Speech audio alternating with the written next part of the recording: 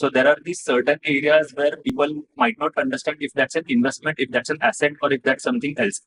Talking about real estate, would love to hear about your view on real estate as an overall probably financial instrument and in general other utility as well. Yeah. Yeah. So real estate is one of the biggest investment you can say a person makes in his lifetime, and that's more so from a own living point of view. They would be staying on in that specific asset.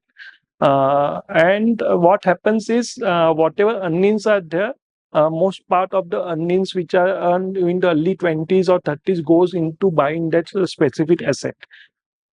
It is actually not an income generating. So the definition of any asset, a classic definition of asset is to generate an income for you. Here, once you purchase that home for your own living, it is not generating any additional income for you.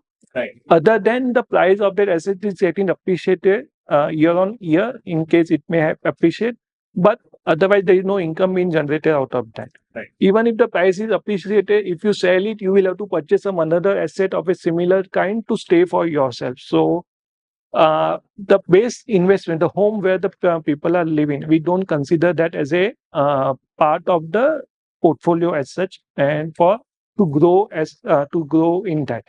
Uh, Having said that, some portion of the portfolio is diversified into real estate, and that can be done by way of real estate investment trust, where there are options available where it's not the outflow is not very high.